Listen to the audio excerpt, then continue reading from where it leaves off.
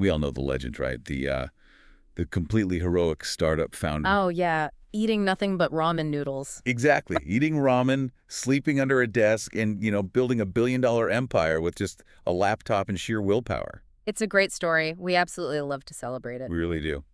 But what if I told you that this exact narrative is actually destroying true innovation? Welcome, everyone, to Vpod.ai. I'm your host, Mike, and joining me to unpack all of this is our resident expert, Susan. It is fantastic to be here. I am really looking forward to getting into the hidden mechanics of this topic with you. You can sponsor this podcast for just $25. Your message will be featured across major platforms like Apple Podcasts, Amazon Music, Spotify, and more. If you're interested, visit Vpod.ai to get started today. So for our exploration today, we are taking a hard look at that very powerful, highly romanticized cultural myth of the self-made founder.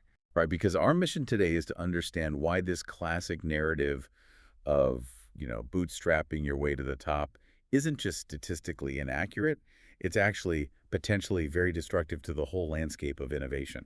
It really is. Okay, let's unpack this, because the word bootstrapping itself isn't inherently a bad thing, right? No, not at all. In purely business terms, it just means building a company with limited outside capital. So maybe relying on personal savings or just extreme cost discipline. Yeah, and as a financial strategy, it can actually be incredibly wise. Avoiding early outside investment preserves your ownership of the company. Right, you keep your equity.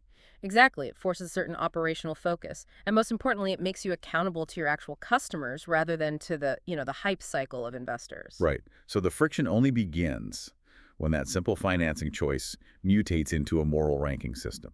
That is the subtle shift that changes everything. It's that quiet leap where the sentence, "I built this without outside money," slowly turns into the completely different claim of, "I built this without help." And we know those are two wildly different statements.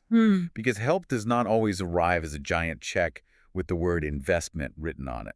Which brings us to a concept we really need to understand to make sense of this landscape. Right. We are talking about the invisible balance sheet. The invisible balance sheet. So when we look at this, the invisible balance sheet isn't some hidden offshore bank account. Right, no. We are talking about the structural safety nets that allow a person to take a massive leap in the first place. Yes. It looks like having a spouse who holds down a stable corporate job with great health insurance. Oh, that's huge. So a medical emergency doesn't bankrupt the startup. Exactly. Or maybe it's a family home where you can live rent-free for 2 years while you build your prototype. Or consider parents who paid for your college, meaning you enter the entrepreneurial arena without drowning in student debt. Yeah, and sometimes it's social capital, too, like a former classmate who now works at a prominent venture fund. Or a university professor who can make that one crucial introduction to a major client. All of these things make risk survivable. Survivable, exactly. It effectively removes the actual danger from taking a risk. It reminds me of that incredibly powerful quote from Dr. Martin Luther King Jr., where he pointed out that it is cruel to tell a bootless man to lift himself up by his bootstraps. That is such a perfect way to frame it. You can demand someone climb a wall all day long, but if the ladder has been quietly removed for them and kept in place for someone else, you aren't motivating them. No, you're just accusing them of not trying hard enough. Right. Agency and drive are critical, but agency without tools is just theater. And we end up praising the individual effort while completely ignoring the terrain they are operating on. I think about it like this. Imagine praising an athlete for winning a marathon completely barefoot. It sounds incredible on the surface. But then you realize they were secretly given a paved downhill lane while everyone else in the race was forced to run uphill on sharp gravel. Oh, wow. Yeah. So what does this all mean for how we actually measure success and failure? Well, it means our measurements are heavily distorted. The more privilege a founder possesses, the easier it is for them to look entirely self-made to the outside world. Which is wild to think about. Right, and it's not that they didn't work incredibly hard or make real sacrifices, but their privilege operates quietly in the background. Making their support structure invisible to the public. And sometimes even invisible to themselves. And when you actually look at the recent economic data on this, the numbers are just staggering. They really are. If you look at the reality of venture capital in 2024, startups with a Black founder or co-founder received only $730 million. Yeah. Now, you hear that, and $1 million or $730 million sounds like a lot. But in the grand scheme of startup capital, that equates to just 0.4%. Just 0.4%. 0.4% of all startup funding. A number that low is not just a statistical footnote. I mean, it is a diagnostic of the entire system. Yeah. And to understand the mechanism driving that, we have to pull back and look at the systemic wealth gap in this country. Right. Let's look at those numbers. So looking at the numbers from the Federal Reserve across 2022 and 2023, and then Brookings' 2024 analysis, the contrast is stark. What are we looking at? The median white household wealth sits around $285,000. Okay. That is roughly 6 times the wealth of a typical black household, which is hovering right around $45,000. Wow. 6 times. And nearly 5 times the typical Hispanic household wealth of about $62,000. We have to translate that gap from an abstract number on a spreadsheet into lived reality. That difference, $285,000 versus $45,000, literally dictates who gets to survive the initial startup phase. It absolutely does. It determines who can realistically afford to go unpaid for 18 months to build a prototype. Who can leverage personal assets to borrow money? And crucially, who can bounce back from a failed company and rebrand it as a valuable learning experience versus who faces ruined credit, eviction, and years of financial recovery. What's fascinating here is how the venture capital ecosystem translates that underlying wealth gap into behavioral traits that investors love to fund. How so? The system effectively converts family wealth into what we call courage. It converts elite networks into hustle. Oh, that's interesting. Right. Institutional credibility into vision. And the ability to access second chances into resilience. So we heap praise on the character traits, completely ignoring the financial buffer that allowed those traits to exist and be demonstrated in the first place. Exactly. Wait, I have to push back on this a bit, because if venture capital is completely obsessed with finding the next billion-dollar unicorn, why would they let a systemic wealth gap blind them to great ideas? It seems counterintuitive, right? Yeah. Capitalists just want to make money, don't they? Would raw greed force them to search everywhere for the best talent, regardless of background? You would certainly assume so. But a startup ecosystem isn't just a collection of ambitious people searching for the best ideas. It functions as a highly specific selection machine. A selection machine. Yes. It filters talent through signals that appear objective on the surface, but are actually deeply tied to existing capital. Right. At the very early stages of investing, there is almost zero real financial data to go on. There's no revenue history, no proven market. Just an idea. Exactly. And because investors are terrified of that unknown, they substitute financial metrics with social metrics. They rely on shortcuts like traction, a polished deck, or the infamous warm intro.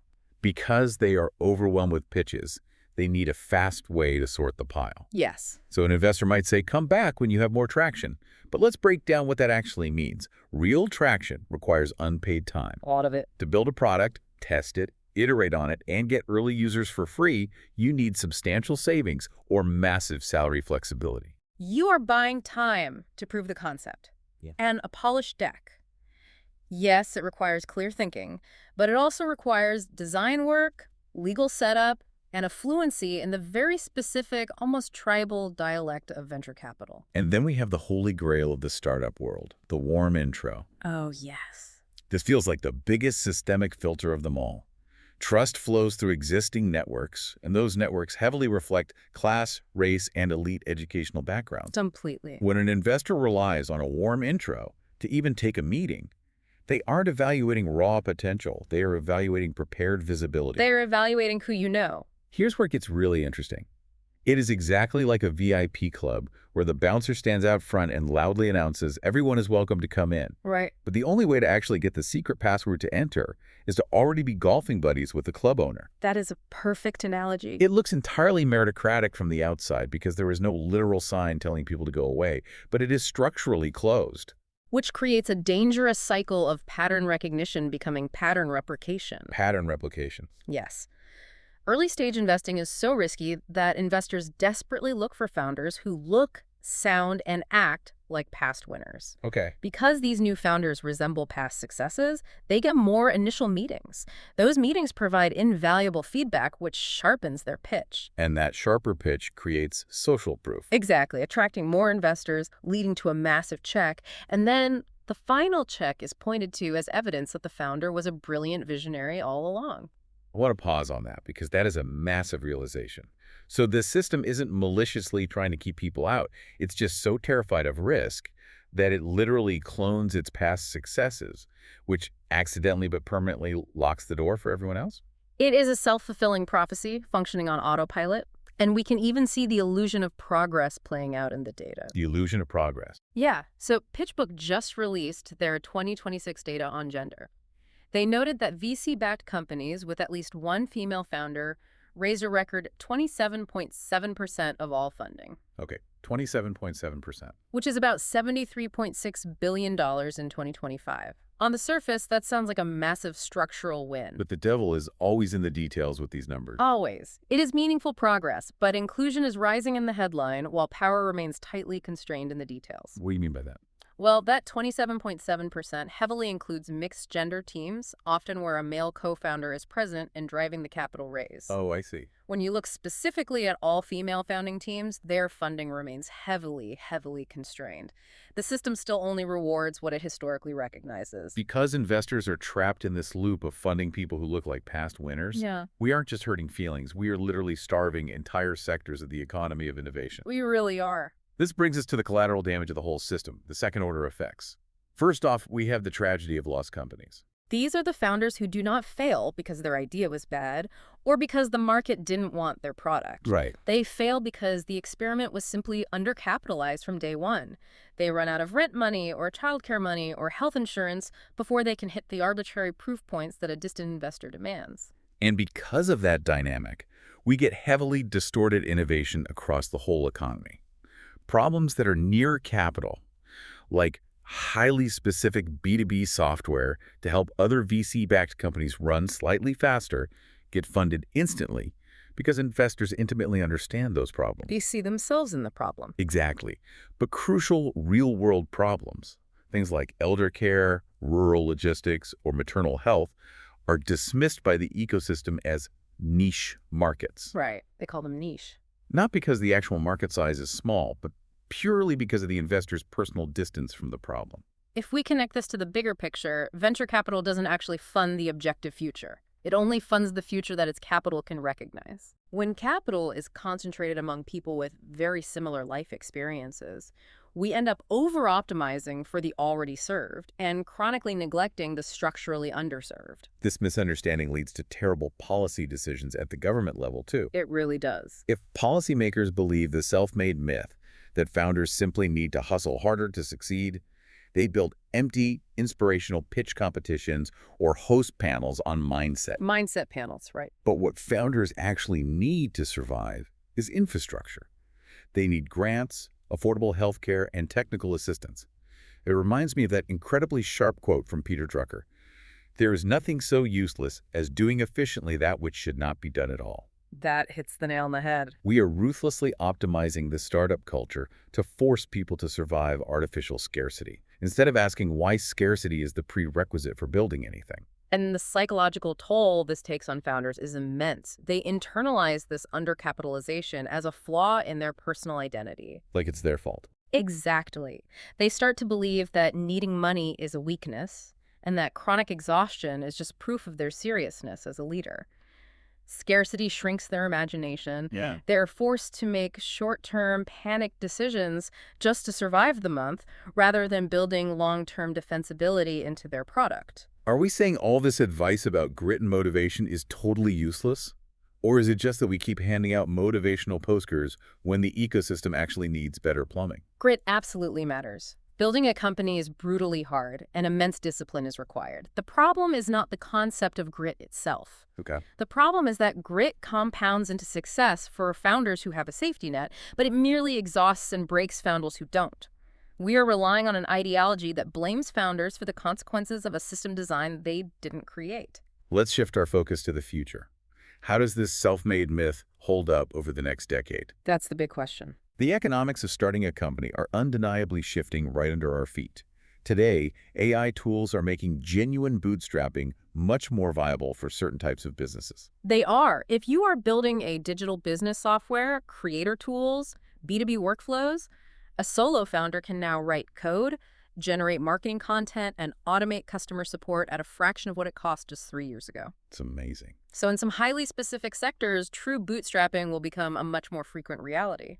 But there is a very dark side to the AI revolution in this context, specifically regarding how venture capitalists are starting to source their investments. Investors are increasingly using AI algorithms to scan markets, analyze founder backgrounds, and predict the probability of a startup success. Yeah. And people generally assume machines are perfectly neutral, unbiased judges. They assume algorithms remove the human bias, but automation simply inherits the assumptions of the data it is trained on. If historical venture data overwhelmingly favors founders from elite schools, major coastal hubs, and those with warm introduction networks, the AI will simply reproduce those exact same funding patterns. Oh, man. Except now it will do it with terrifying speed and far less visible accountability. So we could end up with a system that looks perfectly fair and objective on paper because an algorithm made the choice, but it's just quietly repeating the inequalities of the past. This raises an important question. Will the future of exclusion look less biased simply because there are fewer humans visibly in the room saying no? That's chilling. It is a counterintuitive risk, but a very real danger as we automate capital allocation. We also have to talk about public capital, because that is going to be the real hidden advantage scaling the most ambitious companies over the next decade. All these heroic, self-made founder narratives often completely disguise the massive role of government contracts, tax credits, defense budgets, and clean energy incentives. The biggest companies of the future will likely scale through public de-risking and private upside, all wrapped up in heroic storytelling. It is the invisible balance sheet applied at a massive macroeconomic level. Wait, public de-risking and private upside, what does that actually look like in practice? It means taxpayer money is used to fund the incredibly risky early stages of research and development. Think of government grants, defense contracts, or energy subsidies. Okay, so the public takes on the immense financial risk of failure. Yes. But once the technology works and scales, the private founders and venture capitalists capture all the billions in profit. Unbelievable. The public took the risk, but the private sector keeps the upside, and then the founder goes on a magazine cover as a self-made genius. Wow. So we've broken down the myth. We've looked at the staggering data, the systemic filters, the real-world consequences, and the future risks. How do we shift from critique to constructive change? We need practical steps. Exactly. Right. If you're a founder listening to this right now, the first step is to stop romanticizing your own suffering. Exhaustion is not validation. Personal debt is not product market fit. Say that again. Right. You need to map your real capital stack. Yeah. Don't just count the dollars you've raised. Ask yourself, who gives me credibility? Who casually opens doors for me? And tell an honest origin story, saying, my spouse covered our health insurance, or my parents let me live rent-free for a year, doesn't diminish your hard work or your vision. Not at all. It provides an honest roadmap for the next generation. It describes the actual infrastructure that made your risk survivable. And for the investors out there, stop treating warm intros as neutral merit. They aren't. They're reflections of historical wealth and network access. We have to actively measure the top of the funnel. Exactly. Don't just look at who gets the final check. Look at who gets the very first meeting. Because by the time you were handing out a term sheet, the exclusion has already happened months prior. For policymakers listening, fund infrastructure, not just inspiration. We don't need another panel of successful entrepreneurs giving generic mindset advice. No, we don't. We need real pathways for technical assistance, government grants, procurement access, and basic structural supports like childcare. The goal here is not to shame anyone who had help building their company. Almost everyone who builds something meaningful has help. Right. The goal is to build an ecosystem that is honest enough to acknowledge it. The next time you hear a brilliant self-made billionaire story, the classic tale of sleeping under the desk and changing the world with nothing but an idea and a maxed-out credit card, look for the invisible balance sheet. Look for the infrastructure that made that story possible. Because the ultimate goal of entrepreneurship is to solve humanity's biggest problems. It leaves you with a haunting thought to mull over. How many world-changing, life-saving solutions have we permanently lost, simply because the genius who thought of them didn't have a wealthy uncle or a rent-free garage? What would our world actually look like if we funded the best ideas rather than the most comfortable safety nets?